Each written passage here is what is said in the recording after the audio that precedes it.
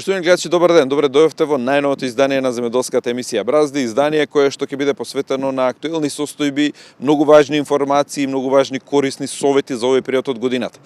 Во овој период од годината со овие врнежи создадени се идеални услови за почеток на прихраната кај есенските посеви и во денешната емисија ќе имаме стручни совети за каков тип на прихрана да се одлучите, дали да одите на еднократна прихрана, дали да идете на двократна. Ако одите на еднократна, со каков тип на ѓубре треба да ѓубрите, ако одите двократна, сосема е друга шемата.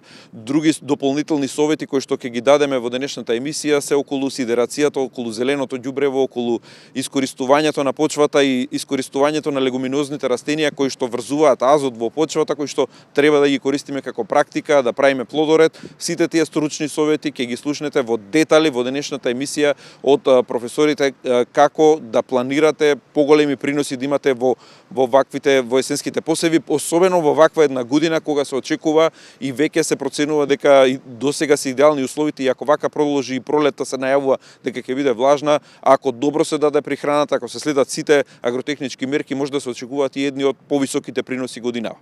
Во денешната емисија бележиме еден интересен настан, а тоа е сајмот кој што се организираше во еден од моловите во Скопје на земјоделци кои што беа дојдени од сите региони од земјава да се представат со своето производство, но од таму на некој начин потикна и идејата и иницијативата дека времето е одамна дојдено, а и веќе треба да се размислува сериозно. Скопје како голем потрошувач, како место каде што најголем дел од храната на земјоделците се троши, дека веќе треба да има своевидно една улица каде што ќе се представуваат земјоделците барем еднаш во месецот. Тоа да биде, да речеме, првиот викенд во месецот, како во поголемите метрополи, една од улиците се прави своевиден маркет за земјоделците или за фармерите и таа улица ќе биде познато дека секогаш првиот викенд во месецот тие два дена земјоделци од цела Македонија со своето производство, со својата традиционална храна, а тоа се веќе во голем дел и мали оператори со храна кои што се легални, контролирани од Агенцијата за храна, имаат и свое бројче, ќе си доаѓаат тука, ќе ги представуваат своите производи, ќе се запознаваат директно со потрошувачите и ќе се избегнат оние маржи кои што се ставаат и што растат цените од трговците. Дојдено е време и град Скопје треба сериозно да размисли, да подаде рака за ваквата идеја и да се направи една таква улица да биде препознатлив бренд за Скопје и за граѓаните, но и за земјоделците да биде од голема помош. Почнуваме со првата рубрика, тоа се агровестите.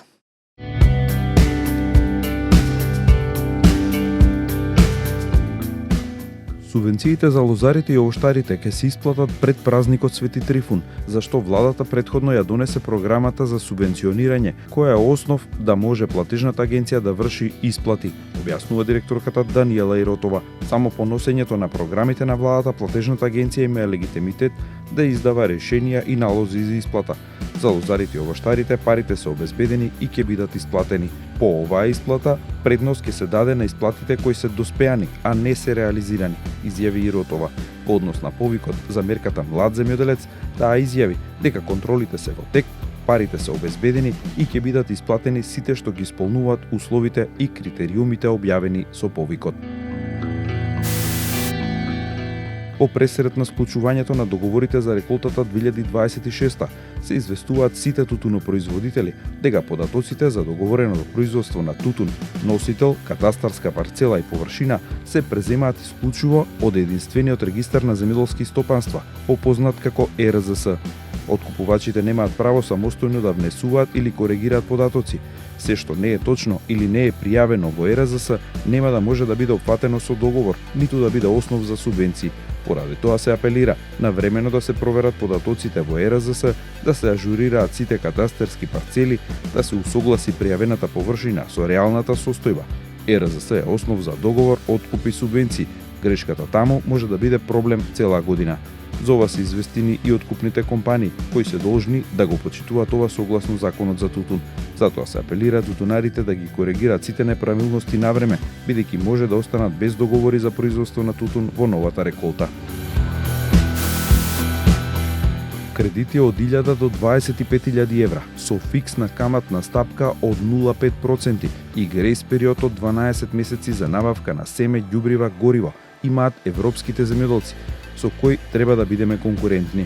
Хрватските земјоделци за почетокот на сезоната ќе имаат на располагање 10 милиони евра за ваков вид на кредити за набавка на репроматеријали. Од почетокот на месецов за хрватските земјоделци е повторно отворена една финансиска најпристапна алатка за покривање на трошоците за производство. Станува збор за финансиски инструмент обртен капитал од стратешкиот план за заедничката земјоделска политика. Апликациите се поднесуваат директно преку онлайн системот и се овозможува континуитет како за примарното земјоделско производство, така и за преработките на земјоделски производи. Грчкиот премиер Мицотакис на сточарите им порача: приоритет е дефинитивното искоренување на сипаниците кај овците и козите. Сакам да знаете дека се додека трае оваа состојба, ќе го поддржуваме грчкото сточарство, но во овој момент наш приоритет е единствениот план на кој инсистираме, а тоа е целосно искоренување на овчите сипаници кај овците и козите, посочи грчкиот премиер Мицотакис на средбата со представниците на сточарите. Според податоците од Министерството за земјоделство на Грција, објавени минатиот месец, од август 2024 до 18 јануари годинава, биле усмртени вкупно 472.900 овци и кози, како дел од мерките планирани за борба против сипаниците, а регистрирани биле вкупно 2061 случаи на 2559 фарми во цела Грција.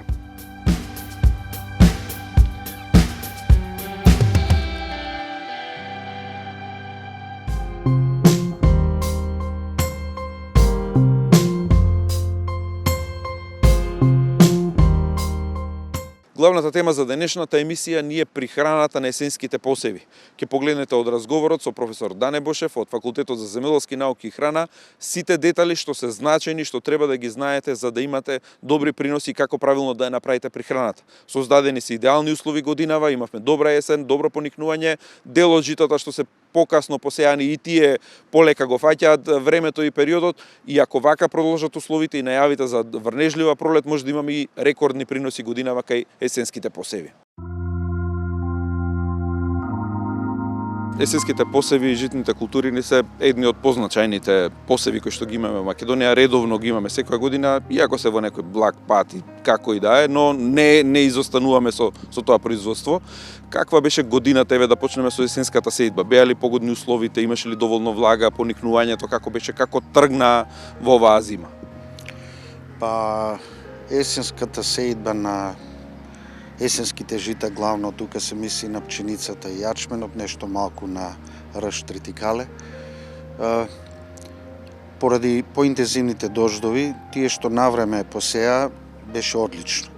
Потоа имавме преку од октомври некаде преку 300 литри врнежи, кое што генерално е одлично, но од друга страна некои поголеми комбинати не успеа на време да посеат и покасно, да кажеме, во текот на врнежите, кога наоѓа посуви денови, тогаш ја извршија сејдбата. Генерално сејдбата е извршена, условите есенски беа генерално добри, значи температурите не беа премногу ниски, осим еден период од една седмица кога имаше пониски температури и кај тие порано посеаните житни култури се забележуваше мало, народно кажано, подпрлување од горната страна, значи поради ветерот и ниските температури, имаат некоја кафеава боја. Кај јачменот он генерално е поосетлив на болести, но тоа не е нешто страшно. Напролет, кога ќе почне интензивниот пораз, се елиминира тие ливчиња, отпаѓаат и продолжува нормалната вегетација. Од она што го имам следено на терен, значи тие најкасно посеаните дури некаде пред Нова година веќе се поникнати, се во фаза најчесто до 3 листа, а додека порано посеаните веќе се во фазата на братење. Беше ли оваа година ваква кака што е незгодна за забрусот? Требаше ли повеќе внимание на одредени делови? Како беше од тој аспект?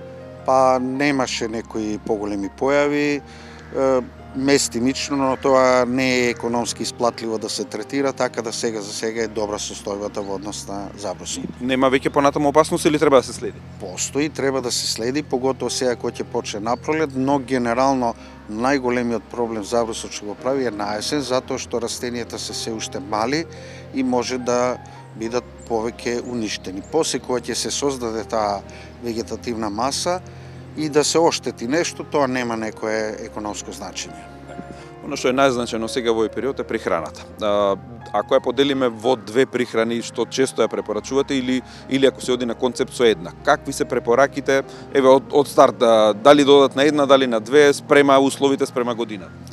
Јас најпрво би кажал нешто за есенското ѓубрење. Значи, сите оние што има имплементирано есенско ѓубре, со одредена доза на азот, без разлика која, значи, растенијата го користеа, иако се у некоја фаза на мирување, народно кажано спиење растенијата, сепак имаат одредена активност физиолошка и го искористија тој азот кој што го имаше во оние количини на есенски ѓубри. Од тие што не ставија ѓубре од есен, веќе е време да почнат да набавуваат за прихрана.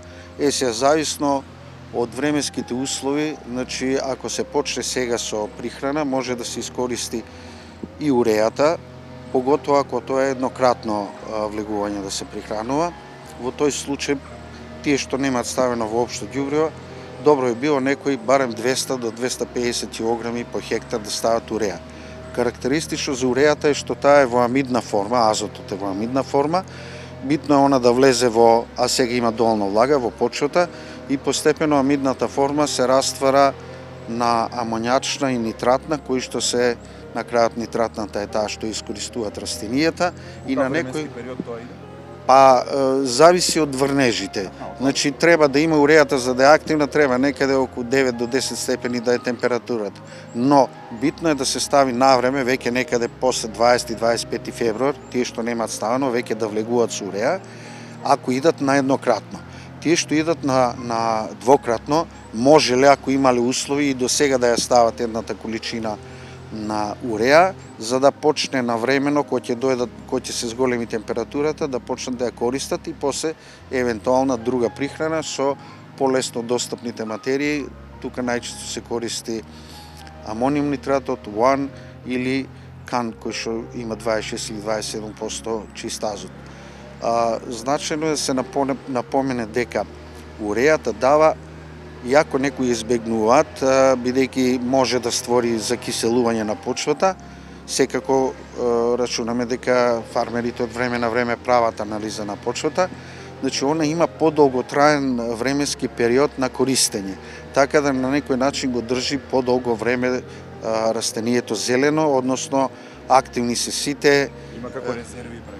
Па да, на некој начин резерви, да, со тоа што растението постепено си зима колку што му е тоа потребно. Од пракса, кој начин дава подобри приноси? Дали двократното или еднократното? Дали може да се прави калкулација? Верувам дека дел од земјоделците кои што не се професионални хобисти одат само на еднократно, колку да ја фрли нешто, да не е безично, кој е препораката, кој е по вносно и дали влогот се исплати на крај? Нема некое правило, се зависи од тоа у која фаза се наоѓа растението и кога е временскиот период кој што планира да го имплементираат. Значи, канот и анот се ѓубрива кои што имаат брзо искористување, значи од растенијата. Така да ако се оди на два пати, мојата препорака е првото прихранување, без разлика дали е со ан или со кан, да биде некаде после 15 март, бидејќи вегетацијата кај житните култури кај нас обично околу 1 април почнува, така да може да им биде достапна на растенијата. Во тој случај, ако одат со втора прихрана, тогаш кога ќе бидат растенијата некаде 15 до 20 сантиметри високи, тогаш отприлика се оди, така да нема универзално правило, него се зависи каква е почвата, дали ставиле основно ѓубриво, кои количини и така натаму. Вообичаено науката утврдила дека за формирање на 1 тон принос и соодветна количина слама потребни се одредени количини на чист азот. Така за 100 кг зрно потребно е некаде 20 до 25, зависно од времето на искористување и од типот на ѓубре, 20 до 25 кг на чист азот. Пример, ако ставите 200 кг уреа, под предпоставка да биде целата искористена, иако не се искористува, она е најчесто со 46% азот, значи на 200 кг имате 92 кг чист азот. Кој ќе го поделите тоа некаде на 20 до 25, гледате колку отприлика може да очекувате принос. Сега секогаш во почвата има заостанат азот од претходни култури и така натаму што не бил искористен, така да тука некаде доаѓа, пример за 4 тона му треба некаде 80 до 100 кг чист азот. Сега може да си направат лесна калкулација зависно од типот. Па и кој тип ѓубре. Значи урејата е најчесто 46%, мада има некои форми 40% азот, амоним нитратот најчесто е 34% и канот е најчесто 27%. Така да со самото тоа лесно се прави калкулацијата. Кои други агротехнички мерки покажале добри резултати?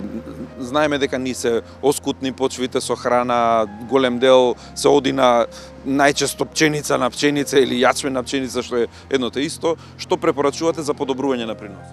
Па секако пред се плодоредот. Значи многу е значајно да не се оди со монокултура или да не се оди повеќе од 2 години со монокултура. Добри предкултури има повеќе, но најдобри за житните култури се азотофиксаторите, односно културите од фамилијата на фабаце или така наречени пеперудоцветни. Тука се грав, грашок, соја и слични такви од фабаце, поготово оние едногодишните. Значи препорачувам да се оди со ротација на културите и добро би било да се стави некоја легуминозна култура. Ако може од есен, добро е, а ако не, најчесто поради оние што имат поголеми површини, за да не го изфорсираат работењето у одреден временски период, да не биде све на есен, може да речеме има добри сорти на пролетен грашок. Тоа е така наречен протеински грашок и често пати овој го користат не само као култура за ротација на површината со други култури, туку исто така го користат, да речеме, сточарите, е многу добар за стоката. За разлика од сојата, на која што е потребно претходна термичка обработка за да се користи за домашните, директно се мели во одредени проценти, 10, 20, 30% во смеските и е многу добра протеинска храна. Така препорачувам тие што имаат оставено површини кои што не успеале да ги посеат, да не ги остават на црн угар, туку да посеат, например, пролетен грашок или некоја друга пролетна култура. Исто така, да речеме, може од овие пролетни култури од легуминозите се користат и за зелена маса, која што се дава после исто така како исхрана на домашните животни, така повеќе кратно е улогата, да речеме, пролетниот грашок, зависно од површината претходно ѓубре и така натаму, може да остави 60 до 80 кг чист азот. Тоа воопшто не е малку. Значи, еве 80 кг, тоа е скоро као 180 кг уреја да сте дале. Добивате производ, зрно или зелена маса, а плюс како резултат на тие азотофиксатори, значи бактериите Rhizobium radicicula остават, они го врзуваат атмосферскиот азот и оставаат азот кој што е искористлив за следната култура. Дури имаме слушнато примери, ако е многу сиромашна почва, ако сакат да се избогатат и го заоруваат, еве, да направи калкулации и да не го продаде, да го заора, уште подобро. Да, има такви, ја препорачувам и често пати го користат тоа како агромерка, значи зелено ѓубрење или сидерација, пример ако е пролетниот грашок, се сее некаде крај на февруари, целиот март, отприлика мај месец веќе има формирано добра зелена маса, се поминува со ваљак претходно, колку да се обори за да може да се заори и се заорува. И резултатите се стварно фантастични. Се подобро и содржината на азот, потоа хумусот се подобрува, значи апсолутно содржината на хумус кај нас е на доста ниско ниво. И така да, ако често го прават тоа, да речеме, со тек на годините, се подобрува и тоа, бидејќи, видите, вештачките ѓубрива главно се таа хранлива материја што се става е главно на камен носач и така да вие со години ако ставате внатре на некој начин може да се деси земјата станува јалова. Сега, Со ставање на легуминозни култури се активираат и микроорганизмите и на тој начин имаме подобрување на сите услови за следните култури. Само уште за крај, препорака колку е важен дождот. Пред се уште сме во зима, релативно се ниски температурите, така да ако фрлат некоја количина без разлика од кој тип на ѓубриво азотно, поради росата, мравче, ако се појави така натаму, се растопува. Не е толку голема опасноста, особено ако има зелена маса. Опасно е тоа ако е растението, да кажеме, првите лист 2, кај што се уште земјата е гола, да кажеме, и тогаш ако се појави сончеви денови, може да настане испарување на дел од азотот, тоа е една појава наречена волатизација, но не би требало да има проблем некој. И се очекува и оваа пролет да биде влажна, така да може, се зависи нели мај како ќе биде, али може и да се очекуваат и повисоки приноси, да не речем рекордни. Минути предвидени за блокот стручни совети, а во нив акцент ставаме на зимската заштита во овоштарството и лозарството.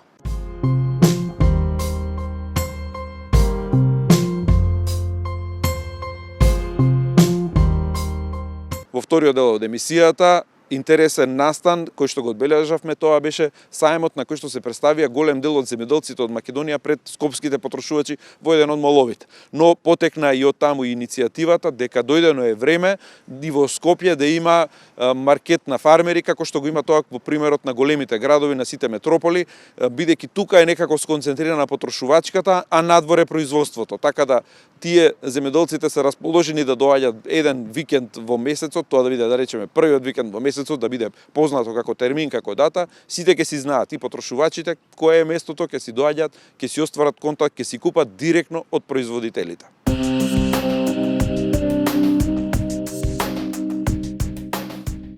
Денес тука Национална федерација на фармери организира мини саем, саем на кој што учествуваат наши земјоделци, членови на Националната федерација на фармери, земјоделци кои пред се производители на примарни земјоделски производи и потоа исто така си преработувачи на својата суровина во краен производ. Ваквите саеми, мини саеми, кои ние организираме наназад неколку години, се од големо значење за нашите членови, малите земјоделци, мали оператори со храна, бидејќи тука покрај тоа што можат тие да ги изложат своите производи и да ги продаваат, тука можат директно да стапат во контакт со крајните потрошувачи, што е многу битно за самиот пласман на нивните производи. Нема посредници, нема откупувачи. Тука можат тие да воспостават врски контакти со крајните потрошувачи и за понатамошна соработка. Овие сајми треба да истакнеме дека се поддржани финансиски од Шведска и Шведската агенција за развој VFX. Саемите, организирани од страна на Федерацијата, се многу битни за малите производители, бидејќи тука се изложува и се продава храна, се презентира храна која не е само обична храна, него е храна која е произведена со многу внимание, со многу труд, со љубов, храна во која е вложено традицијата. Исто така, тука се презентира културното наследство, гастрономијата на македонската кујна. Сите тука, земјоделците, директно, како што кажав, не стапуваат во контакт со своите крајни потрошувачи, ја презентираат храната. Секој си има посебна приказна за својата храна, си има посебен рецепт, дали е тоа наследен од баба, од прабаба, од дедо и така натаму. Дали законски се уредени сите работи околу да бидат легални овие мали оператори со храна? Дали во тој дел е завршена работата, дали имате уште некакви барања во тој дел и што станува за да имаат поголема продажба? Кој дел им недостига, дали ваквите презентации? Така. Значи тука сите овие денеска членови што учествуваат на овој саем, сите земјоделци, оператори со храна, пред се мора да бидат регистрирани како мали оператори со храна. Сите имаат издадено решение од Агенцијата за храна и ветеринарство. Со тие решенија и правилници се уредува сите оние услови кои што треба да ги има за производство на храната или за преработка на своите примарни производи. Во законски дел немате барања некакви нови измени или законот е веќе уреден и добро функционира? Законот функционира, тие се уредени со правилници, се по законски акти. За сега нема некои потреби во тој дел за измени.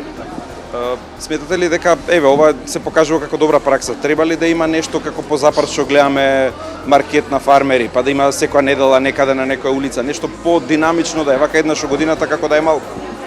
Па вака, не е еднаш во годината, покрај ние што организираме кон Национална федерација на фармери вакви мини сајми организираат и општините организираат и други организации, дали се земјоделски или се некои други организации. Секако дека треба почесто да има вакви настани, вакви организации, каде што земјоделците може да ги продаваат своите производи, може да ја кажат својата приказна и секако ова треба да се гледа во насока на развивање на руралниот туризам или селскиот туризам, каде што и странците ќе можат да слушнат за нашата историја, за нашата гастрономија, нашата храна и секако да се купат здрави органски производи. Што се однесува до нашите членови на Националната федерација на фармери, оние кои произведуваат како финални производи, тие за нивните производи има пласман, бидејќи покрај ваквите сајми и на други места ги препознаја самите потрошувачи, оне што зел еднаш секогаш се враќа да земи повтор пат.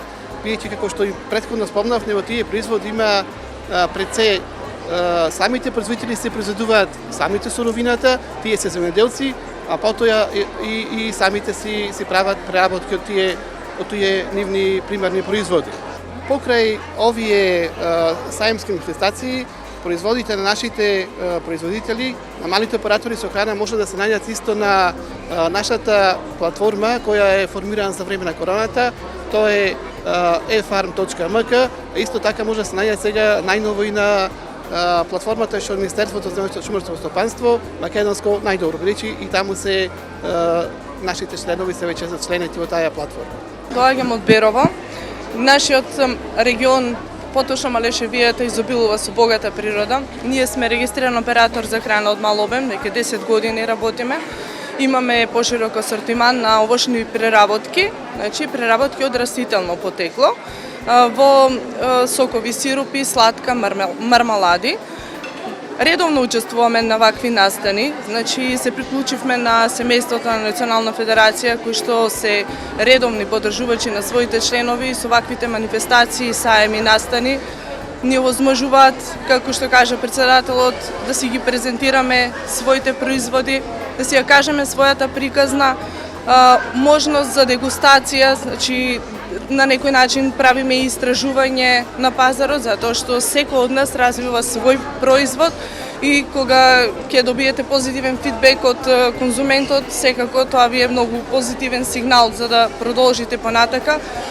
Значи, ние се базираме на го пазиме на традиционалното производство, меѓутоа се осмеливме веќе да уведуваме и своји наши оригинални иновативни производи без додаден шеќер или производи кои што како замена за шеќер користиме други супститути, иначе засладувачи природни. И така, ова го работиме со голема љубов, ова е наш семеен бизнис, можам да го кажам, и планираме да продолжиме понатаму додека можеме, се разбира. Голем предизвик е вклучувањето, но е добро што ваквите настани не мотивираат да се вклучуваат повеќе млади земјоделци во семејните бизниси и општо во производство на храна. Ние сме регистрирани оператори за храна, долги години го работаме ова, јас од малиноце работам со моите родители. Јас сум од Преспанскиот регион, имаме јаболка, имаме лешници, малини и многу други производи. Што е потешко, да се произведе или да се продаде? Потешко е да се произведе, ама откога ќе се произведе, тогаш потешко станува продавањето. Најбитен е маркетингот и овие настани влијат најмногу врз маркетингот, колку луѓето ќе разберат за тоа што го произведуваме и за тоа што го преработуваме, колку е здраво и колку ние се трудиме да е здраво и свежо и квалитетно, да, нормално. Ако гледаме направиме една анализа, гледаме дека трговите посладко од производството. И многу е тешко кога се произведе, како што кажа и претходно колегата од Преспа, многу е тешко кога се произведе да се најде пласманот. Меѓутоа, ние сме тука дојдени за да луѓето ја видат суштинската разлика на индустријските произведени производи и на производите кои се направени по еден принцип на квалитетно домашно производство. Конкретно зборам ја и за моите производи, меѓутоа и сите производи кои тука ќе видиме нови штандови во Сити Мол.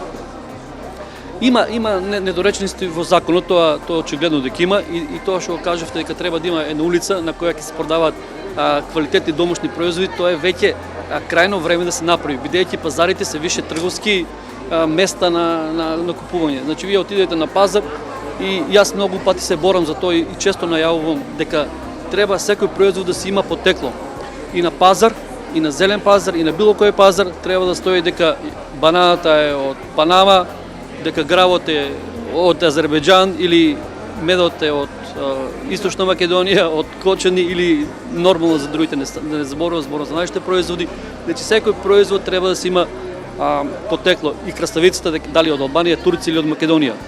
Јас како потрошувач, како граѓанин, а и како производувач сакам да знам што купувам. И да ги избегнеме ние трговците што лупат маржи. Тоа е нормално, значи за да ги избегнеме трговските маржи, најдобро да се направи една улица, како што кажавте, мислам дека улицата Македонија е најдобра за тие работи. Ние пчеларите таму секој година имаме традиција 2 пати во годината продаваме пчелни производи, меѓутоа ако се направи за земјоделски производи, тоа ќе биде голем хит и тоа е добро и не само за маркетингот, тоа е добро за здравето на луѓето. Што покажуваат ваквите манифестации? Колку е важно за продажбата како најзначајна работа за вас производители, вака да имате контакт со потрошувачи директен, да не е тоа преку посредници, да им објасните за производот, што е вредноста, предноста, приказната? Многу е важно. Самата организација има многу аспекти кои што се користи. И за купувачите, значи за луѓето да разберат што има во природата. Обично на медиумите се рекламира оние што имаат многу пари, а не она што е квалитетно. А квалитетно е тоа што е од Дедо Божи, од природата, да се разбереме. Значи, и ние сме задоволни, можеме да оствариме некоја продажба малку поголема од обично. Купувачите се задоволни, се дознава полека. Значи, вие како медиум сега ќе не пренесете затоа што е добра организација. Ако не беше добра организација, немаше да дојде. Така да колку е дојдено времето, како во другите држави што има оние маркети за фармери, еден ден во месецот да биде стален термин, да речеме првиот викенд во месецот во Скопје да има улица каде што ќе може сите што сакаат вака од натрешноста да се представат. Дали е дојдено веќе времето? Мислам дека е малку и поодминато и до сега требаше, ама некако повеќе по некои други работи луѓе се занесуваат по политики и по небитни работи, отколку по тоа што е здраво за нас. За вас има интерес за такво? За луѓето, да. Како нема? И ние имаме интерес, и купувачите имаат интерес. Еве да речеме луѓе бараат, па се бркаме по карго, по тамо, по вамо, така кога би имала една организација на ниво на Македонија, во секоја општина еден викенд или некој празник што име, тоа би било многу добро да се, ама тоа треба да се организира малку на повисоко ниво. Овие манифестации што покажуваат колку е важен тој контакт со граѓаните и дојдено ли е време за една идеја секој први во Скопје да има една улица кај што ќе се собираат вака земјоделци од цела Македонија да остварат ваков контакт со потрошувачи и продажба, да се фатат тие релации? Така, секогаш се потребни вакви манифестации да бидеме во контакт со потрошувачите, нели? Потрошувачите да бидат со нас, да го земат она што е најздраво и најхранливо. Јас можам да кажам за медот, нели? Секој да си има свој пчелар, како што си има свој матичен доктор, за да дојдат до вистинските производи. До медот и сите пчелни производи, пергата, прополисот, матичниот млеч. Што мислите за таа идеја? Дојдено ли е време дека е потребно да имаме таква некоја, еве, учествувате вие на улица Македонија, го гледате пулсот, ама кога би имало стален термин, секој први во месецот ќе се знаат граѓаните. Како пример, тоа може и почесто да биде. Така.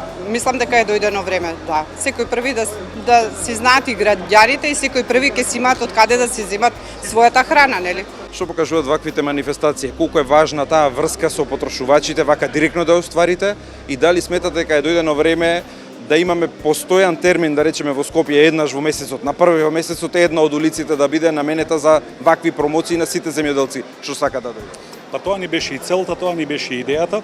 Еден викенд или првиот викенд секој месец да биде со саем за здрава храна, традиционална храна, органска храна, за да можат луѓето да дознаат, да пробат, да дегустираат, да почнат да се враќаат на онаа старата традиција на здравата храна, за да осетиме дека дефинитивно не е се онака украсно спакувано, туку дека да биде нели и нешто природно и домашно. Пошто домашната храна е со голема хранлива вредност, природната храна исто со голем нели процент на хранлива вредност и доволно е за да можеме да се вратиме на онаа старата традиција кога храната е лек за телото, а она молитвата е нели храна за душата. Климатските промени се закана не само за нас земјоделците, општо се закана за човештвото.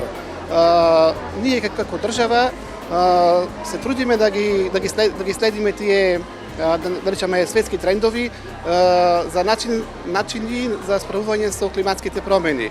Исто така како држава, како Министерството за земјоделско стопанство има стратегија за справување со климатските промени, иако многу оди тешко. Што се однесува до здрава храна, ние како земјоделци конкретно тука во Македонија, јас мислам дека ние произведуваме една од најздравите храни во Европа. Зошто викам така? Зошто биејќи кај нас земјоделството не е така уште развијано интензивно, се уште сме помеѓу модерно и традиционално. А традиционалното производство е помало производство, нас не чини поиќе како производ, но секогаш е поздраво. Ние пчеларите сме како и пчелите. Не сакаме да кукаме многу. Пчелите биле неколку пати во текот на нивната еволуција во ситуации да исчезнат од земјата топка. И успешно го совладале тоа. Еднаш кога било леденото доба, тие биле поединечно живееле. Како ние сега што се оддалечуваме луѓето сами по себе, меѓутоа леденото доба ги натерала да формираат колонии и тие колонии до ден денес опстануваат како пчелни заедници. И ние треба да се организираме за да можеме да обстанеме на пазарот. Климатските промени се неминовни и тие не се измислени од нас, пчеларите, меѓутоа ние мора да реагираме благовремено. Инаку, што се однесува до нас, до македонскиот амбиент за производство на пчелни производи, ние во последните години немаме пат на производството, бидејќи кај нас падот се забележува само на одредени микрорегиони, кои се директно врзани со одредени ситуации, например дождови, суши и така натаму. Меѓутоа, генерално имаме, ако во Охридскиот ова година немаме метки, имаме во Малешевскиот или во Кочанскиот или во Делчевскиот. Така да се уште се бориме и добро држиме. Ние правевме и анализи, имавме барање со професори со маркетинг ни направи анализа колку треба, и тоа беше пред короната негде 2021 година. Анализата беше дека 1 килограм мед треба да биде 1200 денари, ако ви ставите сите буквално трошци да бидете баш европски пчелар. Меѓутоа тоа ние нашиот труд секогаш го преполовуваме и така. Јас сум органски пчелар, мојот мед се продава 600 денари. Не сакам да бидам конкуренција на моите колеги. Нека видат, нека пробат што е разликата и така треба да биде. Испод 600 денари мислам дека не е оправдано. Јас сум председател на Меден Исток, ние имавме неколку школи, односно едукации за пчелари почетници на одржлив, односно органски начин на производство на пчелни производи. Имавме преку 100, до сега преку 100 луѓе едуциравме млади пчелари, кои се околу 80% се успешни. Еве, од нив имаме тука веќе на сајмот може да се видат некои од нив што почнаа од нула. Сега се тука присутни на овие штандови. Интерес има, меѓутоа многу работа треба. Треба младите да знаат дека се впуштат во работа во земјоделскиот сектор, тогаш треба да вложат многу енергија и труд. И тука некаде е крајот на денешната емисија. Ви благодариме за вниманието со кој не следевте. Се гледаме само за 7 дена. До тогаш имајте пријатно неделно попладне.